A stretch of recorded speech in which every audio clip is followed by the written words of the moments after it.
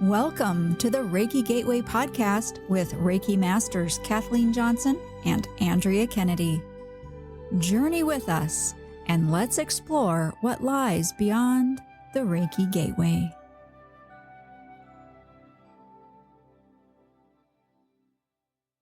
Hello and welcome. I'm Andrea Kennedy along with my co-host Kathleen Johnson, and we are delighted to have Tina Zion as our special guest today.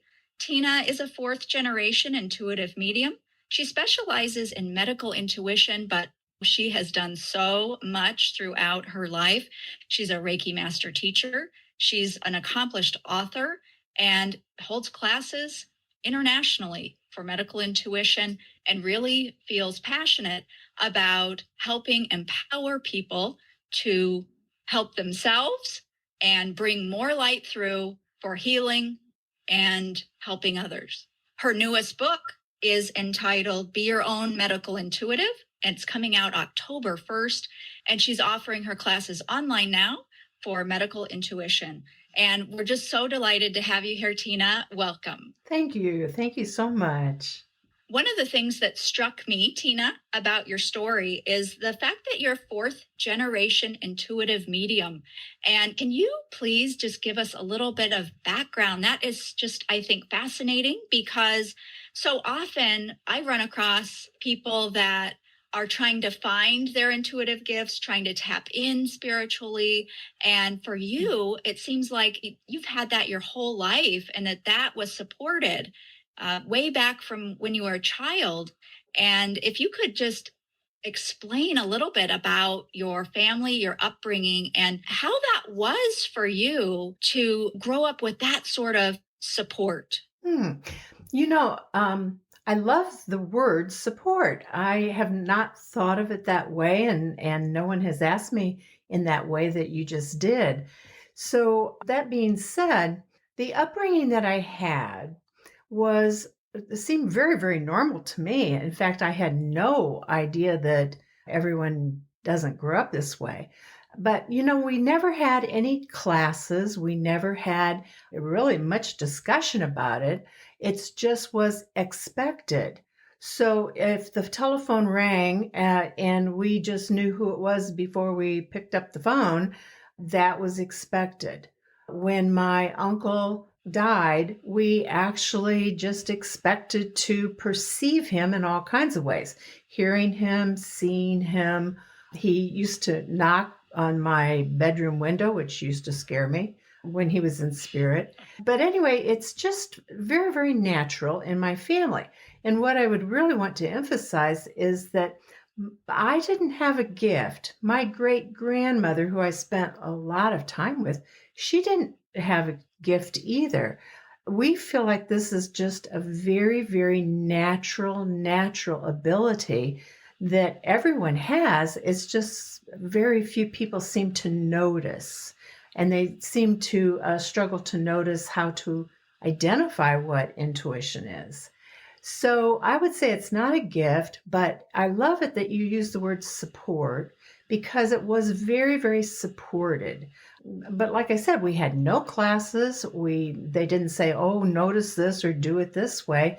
It's just we would share like at family gatherings, like at Thanksgiving or Christmas. One of my nieces not too long ago wanted to know who's had extra spirit activity in their house.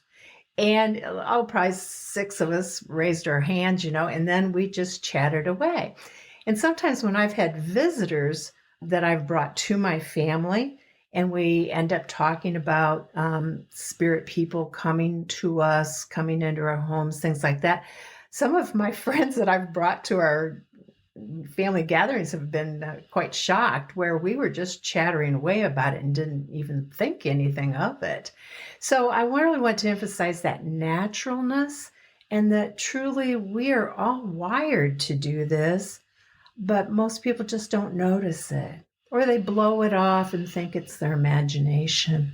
This is fascinating, Tina. Growing up without all these events and experiences and that support, I'm curious as to when you started to realize that the majority of the rest of the world didn't operate that way. How did you reconcile that with what went on in your family?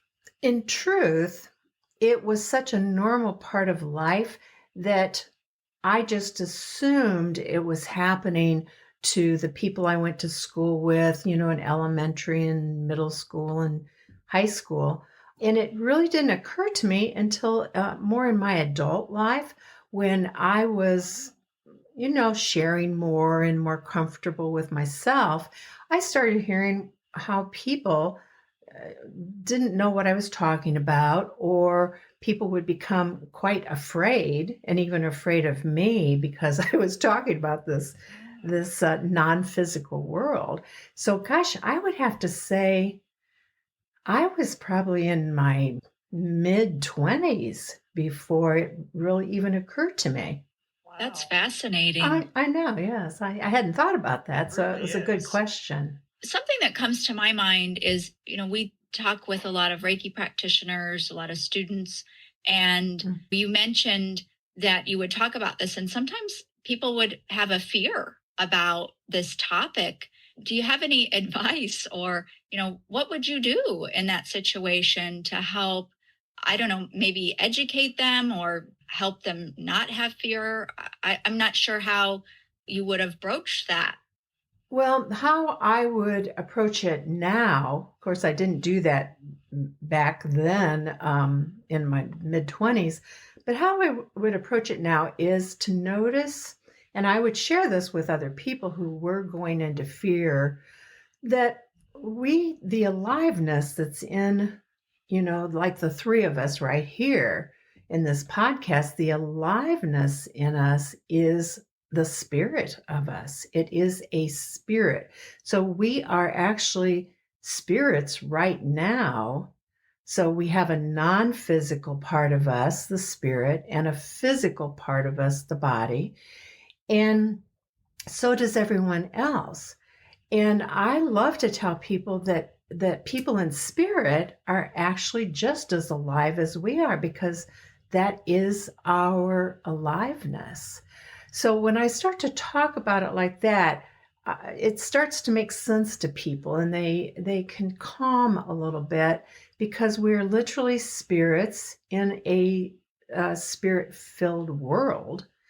And I hope to help people realize that they have a foot in the physical and a foot in the non-physical at the exact same time. And that this, in fact, is the true balance, I think, in life. We hear a lot about, oh, we need to have balance in our life and balance with sleep and things like that. I would say that we also need, and I hope to really spread the word about this, to have balance in the non-physical world, because it's just as real, and a balance in the physical world at the exact same time. So that's kind of my long answer to your question, but I love it. yeah, I do it's too. because I do it's too. true. And when I say this to people, they can feel that truth in their heart. I see frequently. I love your explanation, Tina, Thank because you. it makes so much sense. And as you were saying it, I could just feel the comfort of those words. It really is very effective at taking away the fear. Um, I just love the way you worded that. I think that would be a great way to explain to people Mm. the physical and the non-physical and the aliveness, as you say. So I commend you for that. That was amazing. Oh, thank you. Now, see, when we start to think of life that way, it brings a naturalness to this. And when things are natural, then they're not so terrifying. Maybe it has to do too with the unseen, right? Because people don't see uh, perhaps as readily this non physical. And so to me, I'm thinking that's probably right up there for the reasons that they might have fear. With medical intuition, with intuition, just in general, which can bring about our awareness. of seeing more, of sensing more, then that can help us perhaps feel more comfortable in Yes. the non-physical, the things that we can't see. Would you agree with that? Yes, and in fact, I would like to emphasize that we don't have to see everything because some people receive intuitive information either from the universe or from a spirit person with thoughts jumping in our head because that's telepathy. Telepathy is really the energy of thought bouncing back and forth. And so, it's seen with our eyes open, but it's also seen in our mind's eye. It's telepathy, thought entering in. Spirit comes in through our dreams. And usually what I would like to tell your listeners is that if your deceased loved ones are coming into your dreams, it usually means that they're trying to get through to us when we are awake and they need to resort to our dreams to get through to us. So see, there's all kinds of pathways to start noticing the non-physical world. Oh, Oh, yes. Yes. There are so many paths to the non-physical world. Yes. One of which I know that you're very familiar with is Reiki, and of course the medical intuition, which I definitely want to discuss in more detail. But how did you come to Reiki after having the childhood and the upbringing you had? How did that become a part of your life, if you don't mind sharing that? I love to mention that. I was at a woman's conference and there was all kinds of classes, that would last an hour or so to sign up for, all throughout the weekend. And a couple of my friends said, "Oh, this Reiki is an energy thing. Let's take that class." So I said, "Okay, that sounds great to me." And we took that Reiki class, and she actually included the attunement to everyone in that class.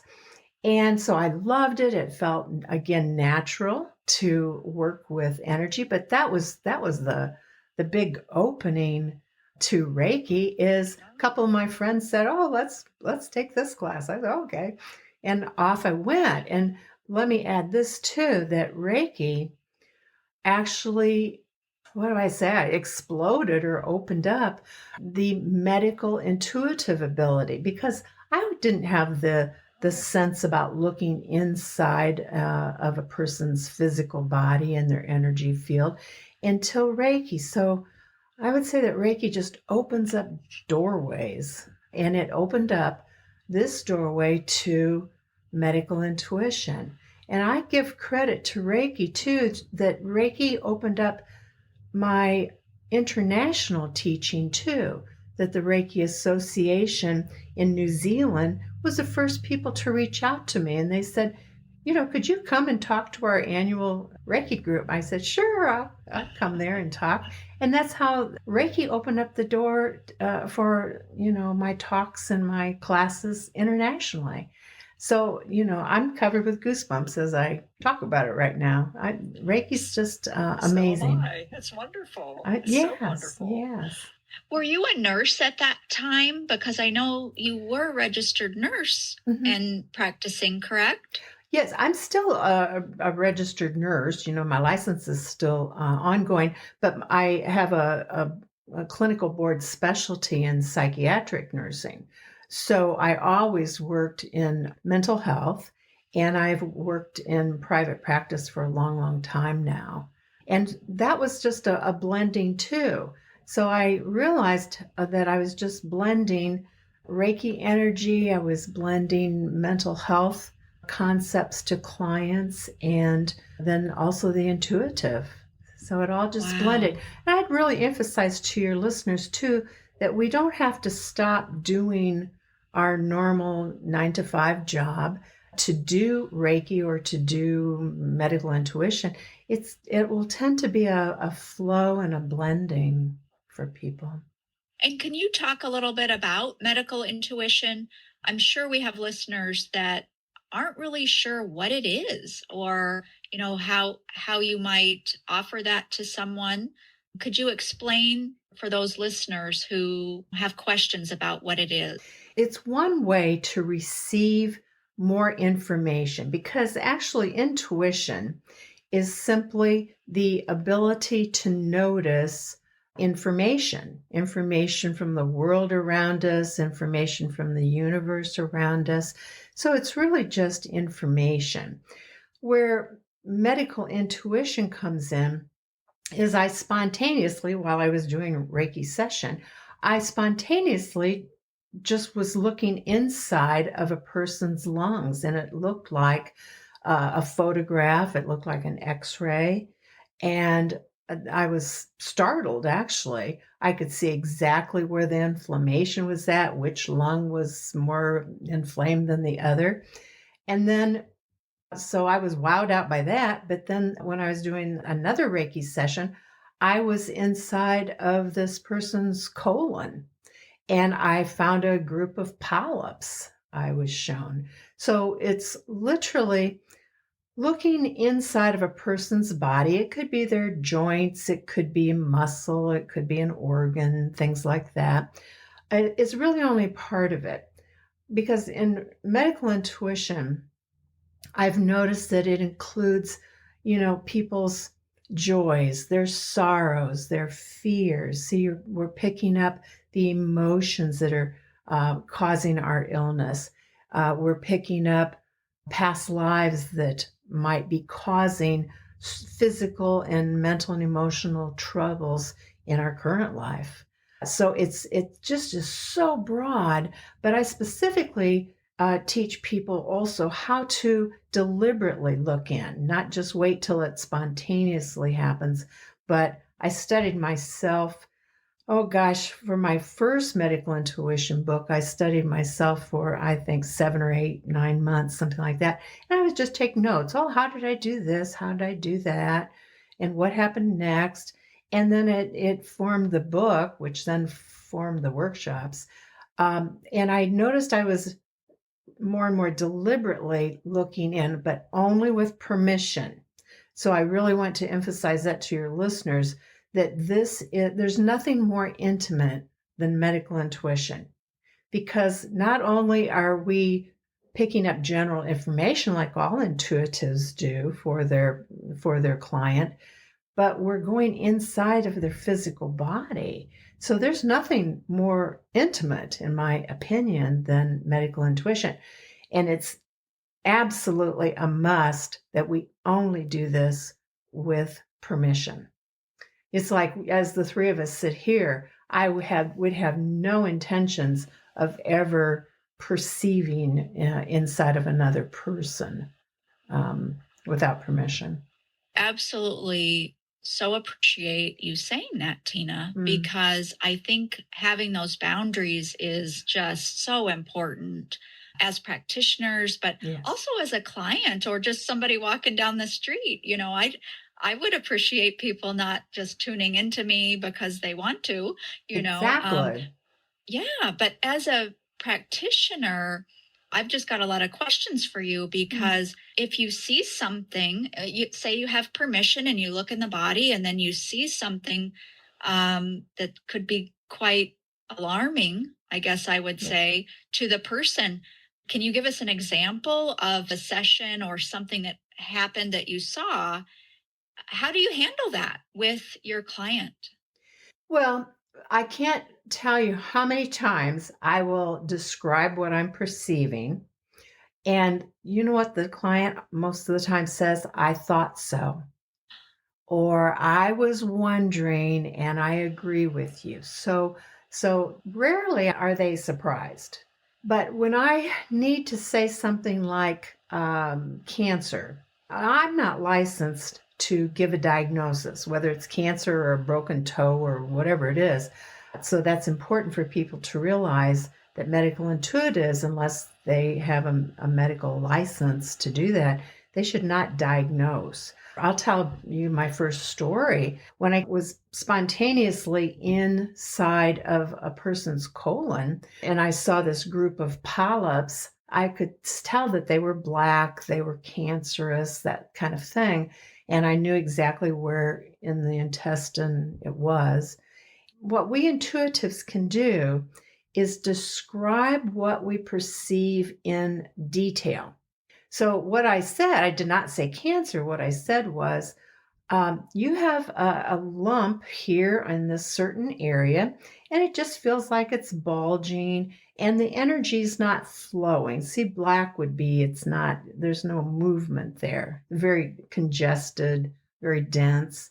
So I want you to call your doctor today and insist on a colonoscopy.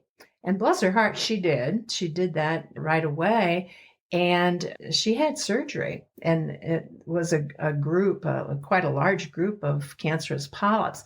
Now, she was probably in her 70s when I perceived that, and she passed on not too long ago in her late 90s. So, see, it gave her so many more years. What struck me with that is the responsibility.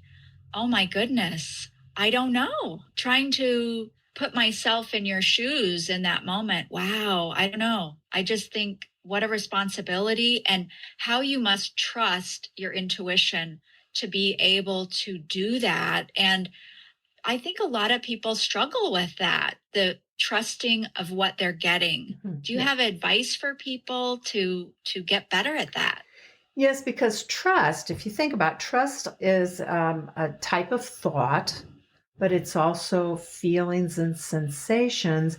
And what I've noticed over the years is that the more we trust our intuitive abilities, then trust is smooth and opens up like a highway of information. It opens up a big doorway that when we trust what we receive, the intuition actually becomes more accurate because it like smooths out a bumpy road and opens up a big doorway. And so that's what I would say about that. Now, as far as the responsibility, that does scare a lot of people, but here's what I want the listeners to really hear is that we're not really responsible because we are perceiving intuitive information, and we are just sharing what we perceive. But when a person ends the session with me, I hand the responsibility of their life back to them. I couldn't make her call her physician. So I just told her what it looked like, what it felt like, how I perceived it without giving it the label.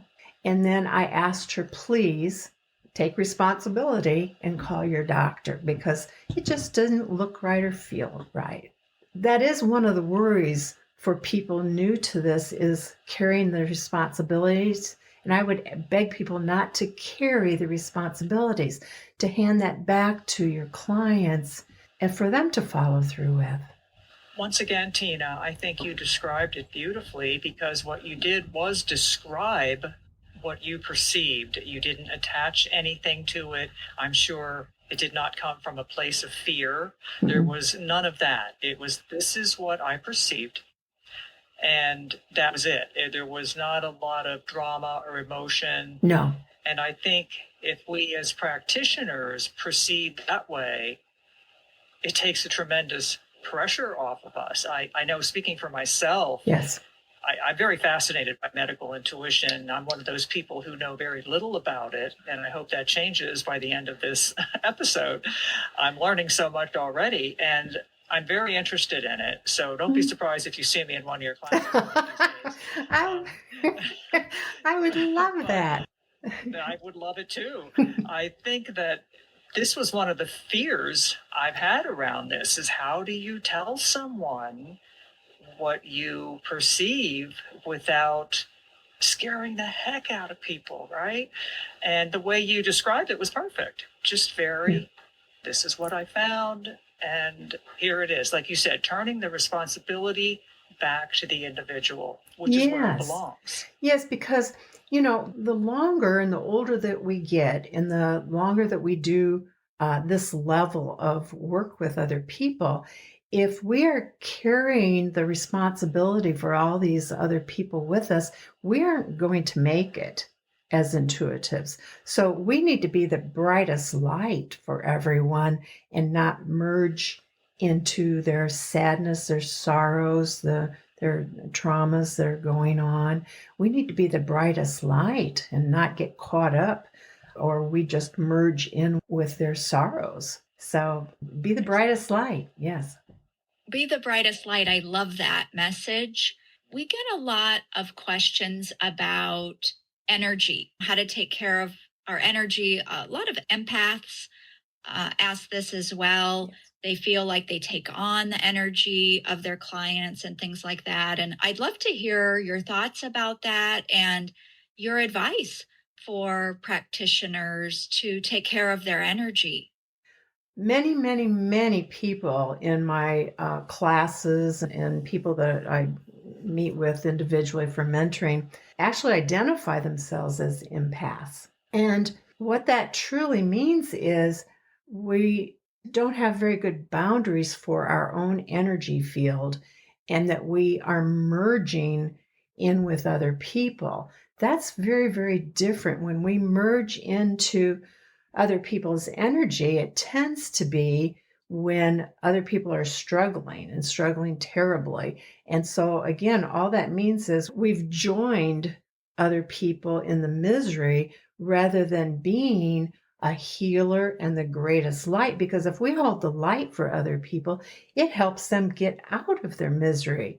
But as empaths, if we merge into it and carry it around and make it our own, there hasn't been a healing. In fact, there's been more trauma for two people instead of one person. The best way I can describe it is I always want to be the brightest light to show people the way out of their misery.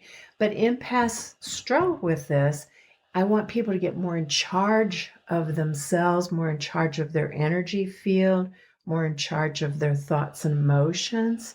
Because when we are more in charge of ourselves, we won't be merging in with other people's sorrows. I can't agree more with that. And I think, Thank you. yeah, I think a lot of people feel like they have to get down in the muck with the person and that's Yeah. showing compassion or something like that. But I couldn't Yes. agree more with your take on it. We can still be compassionate and not merge, not get lost in our clients' struggles, because there's no end to the trauma that people have and the struggles that people have. So, the best way to be the healer is to not empathically soak up everyone's stuff. Mm-hmm. I like the way you word that again, because when I'm working with a client, what I will say to them is that your first responsibility is to yourself. And I am very clear about that each one of us needs to be responsible for ourselves. And whether it's self-care, taking care of our energy, what have you, that is the primary responsibility when we come into body.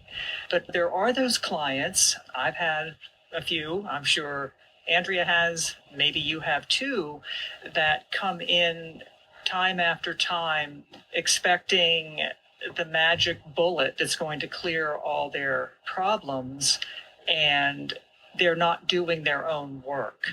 Those are the kinds of clients that can really wear down a practitioner. I know for me it has happened, even though I think my boundaries are relatively strong with clients, there are those that somehow seem to wiggle around them a bit. And I'm just wondering what your thoughts are on that, if any. Oh, I have lots of thoughts about it. Okay, good. Yeah, yes. There's a couple of different ways I would ask you and the listeners too to do things and say things quite differently. I would mention, because here's where we become, as practitioners, the teacher, hopefully. And I talk about how in the session, how they are responsible for their own lives. So I begin to verbalize it as, I don't have responsibility as your intuitive or your mental health counselor. Where is your responsibility in this? So I start verbalizing about responsibility. But The other very, very powerful thing that you and I do and other people can do is at the end of every session, I always give them homework. It doesn't matter to me if they do their homework, because if I start worrying that whether they're doing their homework or not, we're lugging them around, we're carrying around responsibility for them. But if we give them homework, and that could be, it's uncountable what the homework could be, it sends a very strong signal of, oh, I'm supposed to do something for myself. The client gets the signal that, oh, I'm supposed to do something for my own life. Tina's not going to do it all. And so I'd really recommend starting to give everybody homework at the end of the session. Now, that could be, you could just simply say, now, if you would, and I call it homework, and I'll say to a client, well, now I'm going to give you some homework if you choose to accept it. And I want you to notice this and this and this until you come back for your next session. So it could be as simple as that, and tie it in with what you did during the session. Or it could be an energy homework. It could be filling your heart 3 times a day with the most beautiful shade of green to build up your heart energy. It's just uncountable what the homework could be. But those are just a couple of simple examples.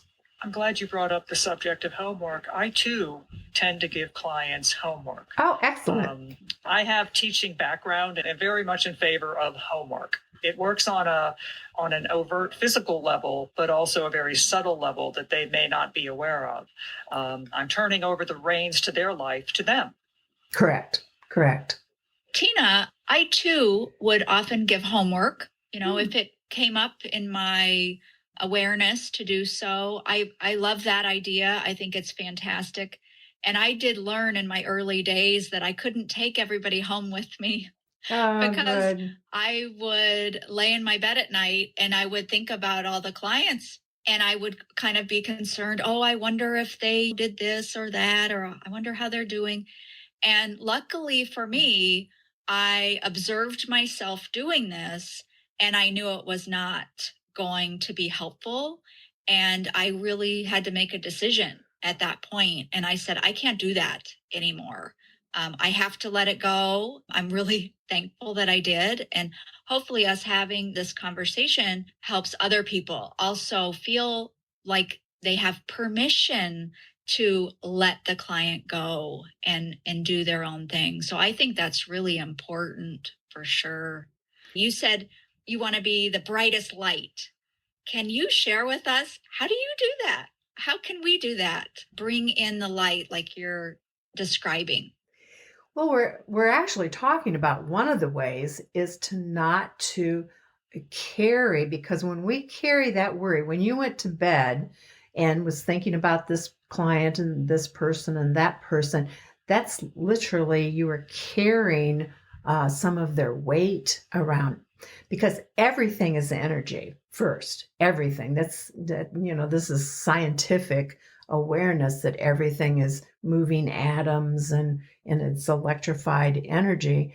And so when we start worrying about them in our mind, then we start feeling their emotion, then we're carrying them around even more.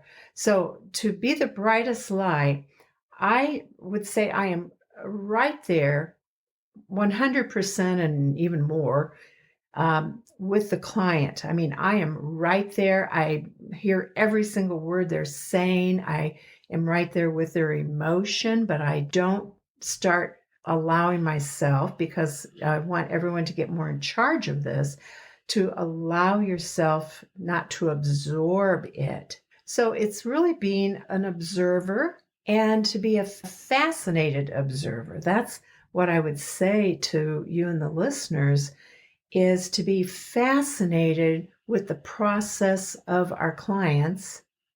And yet, see, that's different than merging with them. Being fascinated is not taking on their stuff. So that's one of the main ways to be the light for everybody. Plus, I teach people a lot to run their energy very deliberately. And so that's very, very helpful too, to actually deliberately get more in charge of the spirit of who we are, that non-physical part of who we are. Oh, and when you talk about run their energy, Yeah. can you say a little bit more about that? Well, it's about running our own energy and also being the teachers that we are in all this to teach either other people how to do this. But yes, do you want me to describe it? Is that what? Sure. Okay. All right. Sure. Well, I guess I'll back up a little bit. And what I noticed intuitively with people who are doing very, very well in life, who are even charismatic, who have lots of energy and can take on this and that, I noticed that their energy field flows in a certain way. And so I started to study that, and this particular flow, for some reason, it popped up on YouTube, and I never get on YouTube, but it popped up on YouTube what I was describing, and it's called the human toroidal field. And literally, our energy is to rise up and fill up every cell of who we are and to fill ourselves up with our thoughts. Because let me throw this in too. Princeton University has been doing a lot of research, and scientists all over the world have been doing a lot of research about this, and they have determined that energy follows human thought. So the more we think about filling up with rainbows, the rainbow energy, filling up with golden vibration of energy, and to have it come up through the soles of our feet and filling every time we inhale through our nose or our mouth. I ask people to imagine inhaling up through the soles of your feet until we get so full of rainbows and shimmering, sparkling gold. And I hope your listeners are doing this right now as I describe it. To just inhale and imagine, pretend, and think that you're also inhaling up through the soles of your feet. And then I want you to think and notice and imagine rainbows.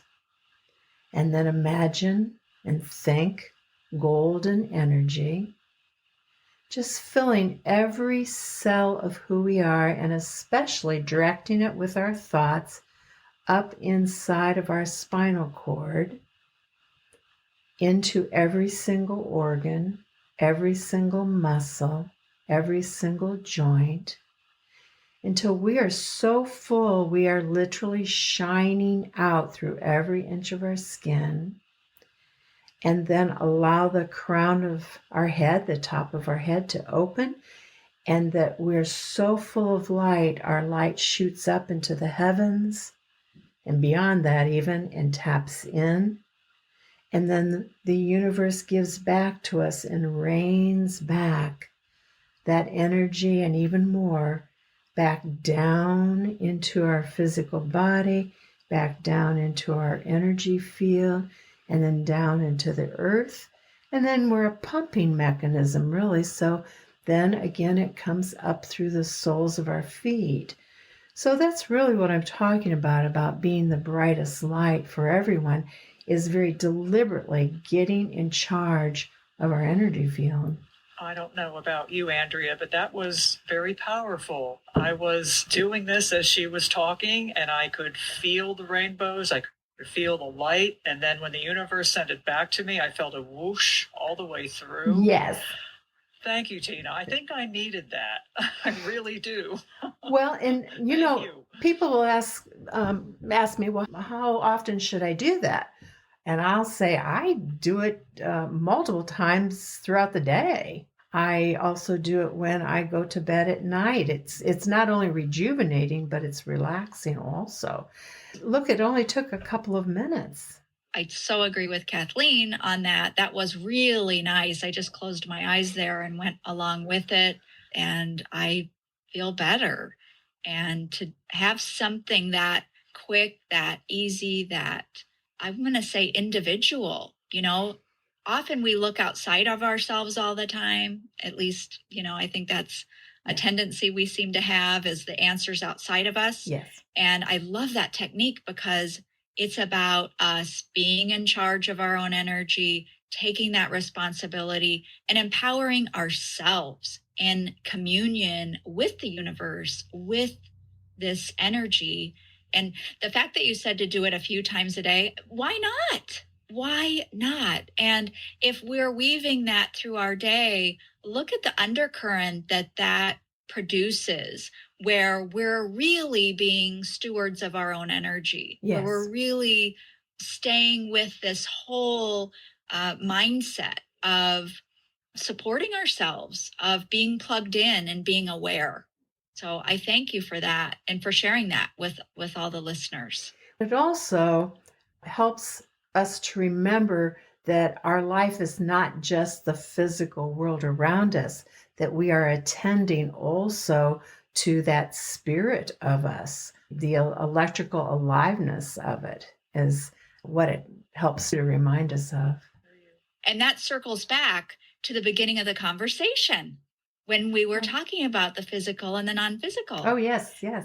It really does. And I'm going to take a little bit of a detour here, because the thing that I hear a lot from people, and I've seen this with clients, that they'll do a lot of protection of their energy field.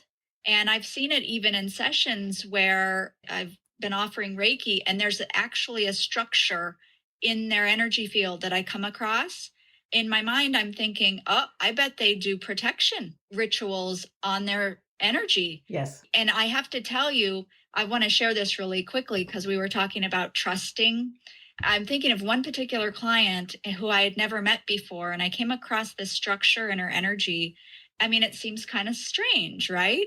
But I have to tell you, the emotion that came with it for me, it laid all doubt to rest. I had such a surety and I had excitement that at the end of the session, I was going to ask her about it, because there was just such truth to it and a resonance. And so my fear just evaporated. And like I say, I had that excitement to talk to her about it. Oh, excellent. And yeah, and we brought this up in a previous episode, but what are your thoughts about that, with so many people constructing, they put mirrors or bubbles or things like that around their energy? We saw nothing of that sort in that exercise you just took us through.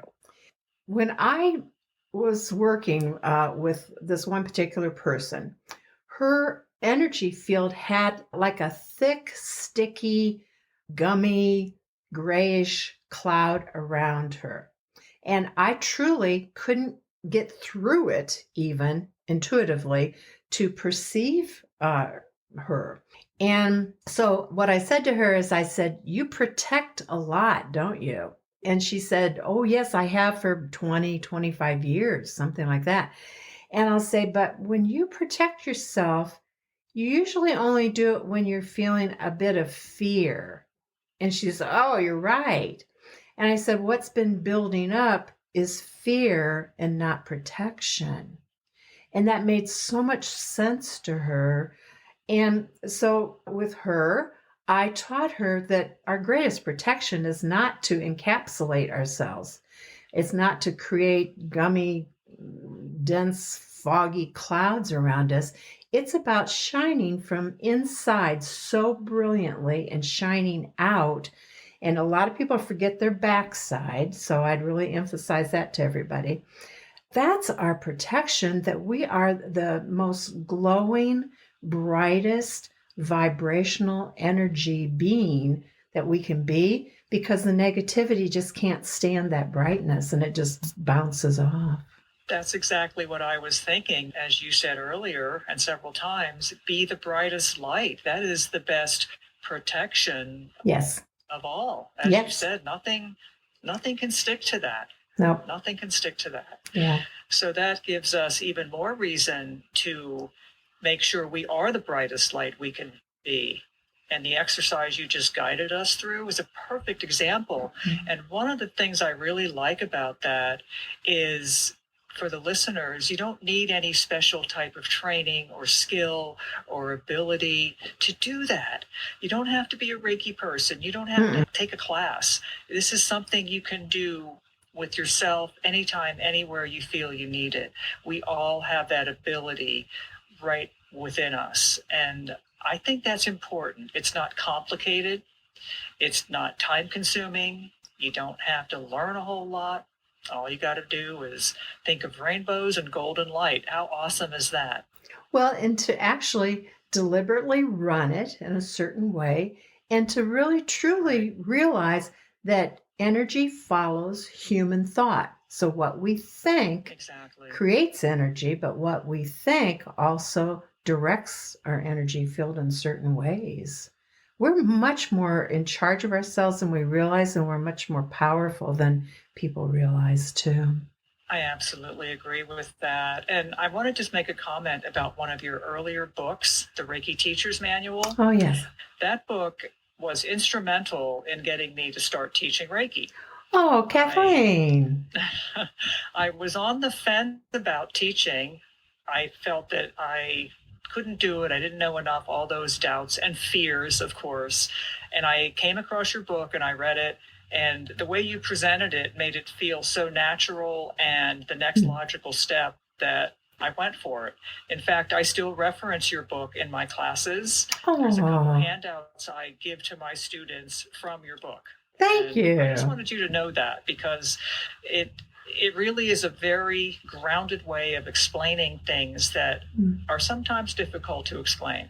Yes. So thank you so much for that. And I'm thrilled that helped you to teach Reiki and to teach this particular energy vibration, because that's what Reiki is. It's a very distinct frequency of energy. Right. And one of the takeaways from your book is what you've said already. Energy follows, as I say, intention. I say Yes. Energy follows intention. In fact, I tell my students that if you take only one thing away from today's class, remember those 3 words, energy follows intention. That is one of the cornerstones of my teaching. That was my first book, and what led me to write that was that so many people came to me and they said, "Oh, I would love to teach it, but I don't know how." And I heard that so many times, I thought, maybe I better write a book because it will give them kind of a structure for each level. And so thank you so much for saying that. I was one of those people that I didn't know how. I felt at a loss, and I came across your book, and this was in mid-2013. Mm-hmm. So a while ago. Yes. And it really did give me the confidence and the impetus to move forward with teaching.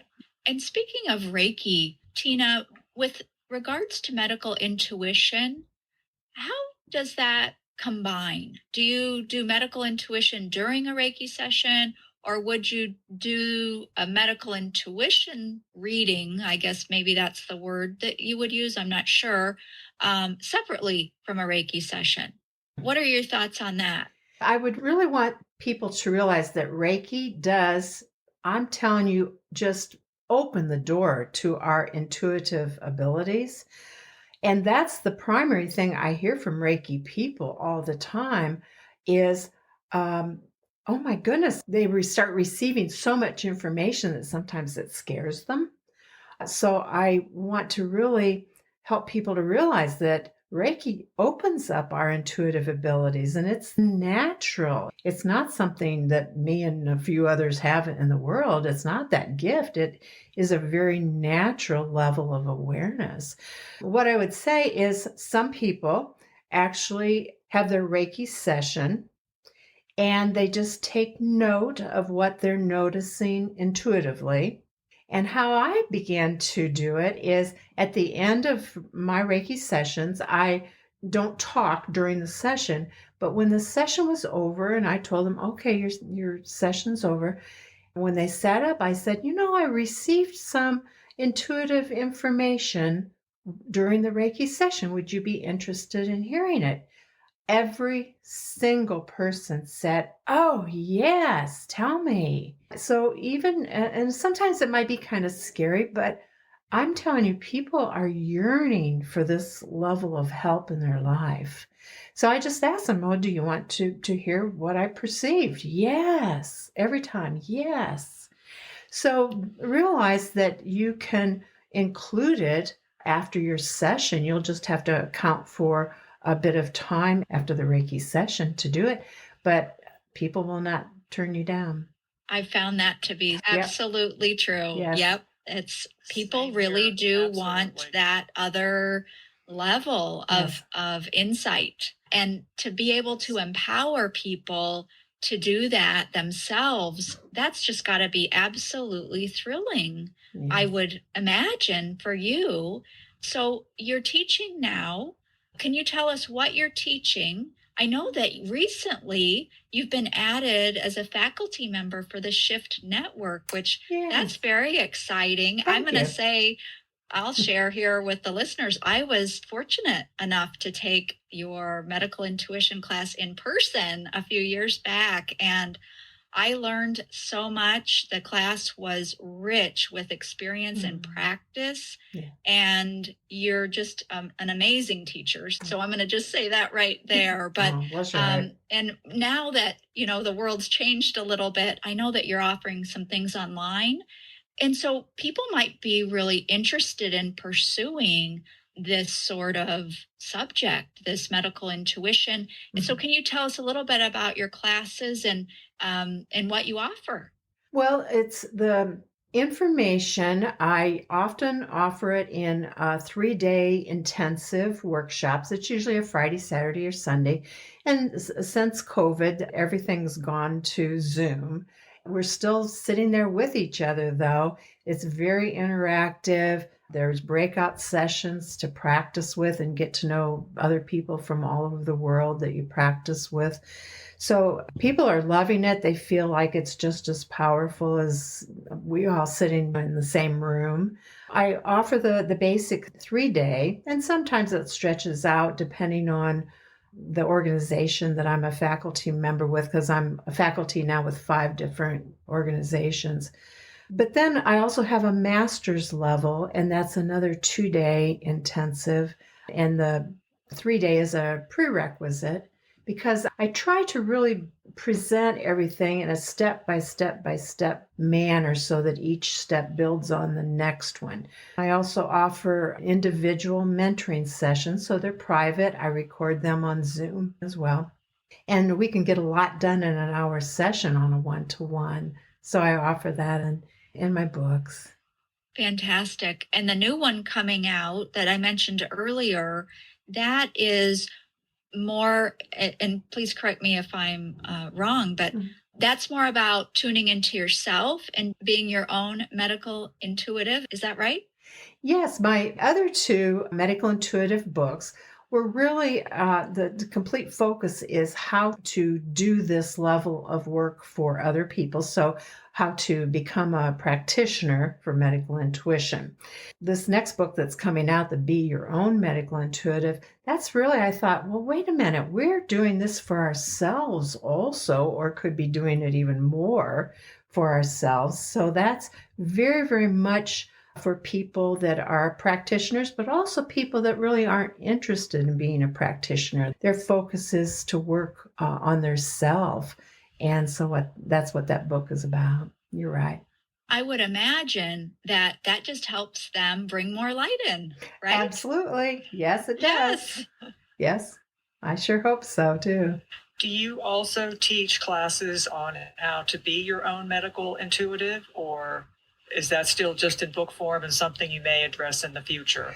Well, my first course based on doing this for ourselves is actually through the Shift Network that's coming up here pretty soon. Okay. And so I've developed that course through them, and it will be a complete focus on ourselves, our own development, our Wonderful. own That sounds healing. really interesting. Thank you. Yes. I would imagine that there's some unique challenges for that, because I know for myself, it's often easier for me to, be the practitioner for another person, but to turn the eyes upon myself and to really look in, there's a different level of fear there, perhaps, for people.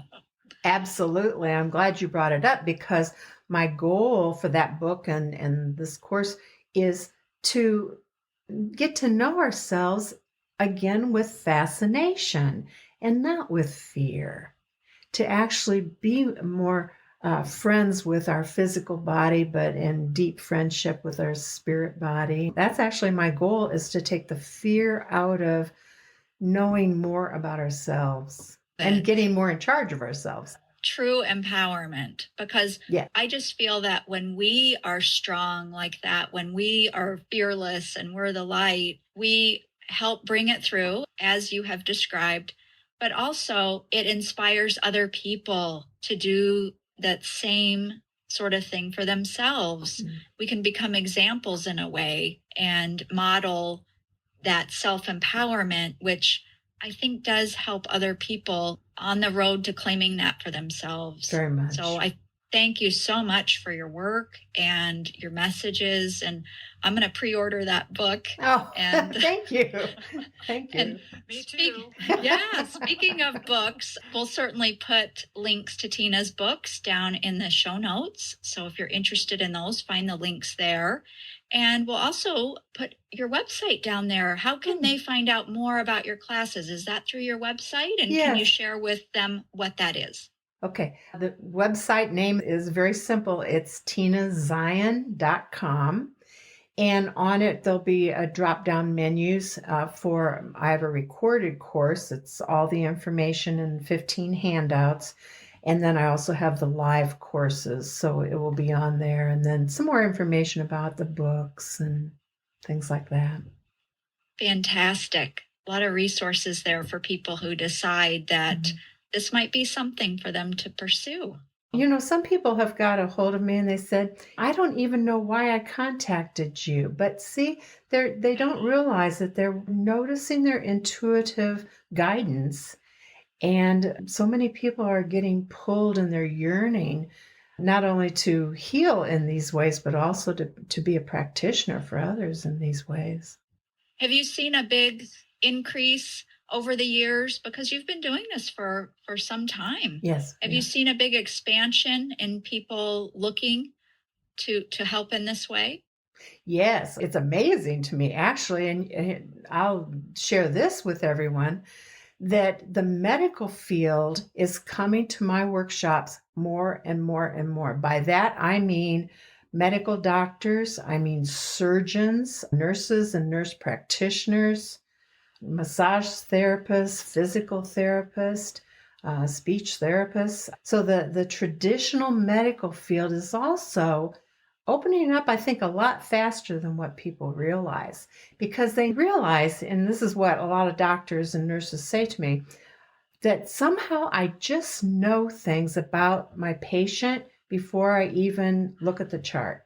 How am I doing that? How did I know that? So I'm getting that a lot from people. I have goosebumps. I from know. that. I'm excited about it. Yes. That's That is amazing. Such encouraging news. Yes, it is encouraging. News. It is. I love Absolutely. it. Yes. It's wonderful. Well, Andrea, it looks like we've run out the clock once again. That's always a good sign that we've had a great guest. And Tina, we want to thank you so much for being here. I know I've learned an awful lot, and I want to thank you for your time, for sharing your knowledge and your expertise. It's been amazingly helpful. And to all our listeners, I hope that you will follow up with some of the things that Tina offered today. They can do nothing but help you, and we can use all the help we can get these days, as we know. We look forward to meeting you again in a couple of weeks beyond the Reiki Gateway. And until then, take good care and be well. We thank you again for joining us. And of course, we invite you to join us next time as we journey beyond the Reiki Gateway with Kathleen Johnson and Andrea Kennedy.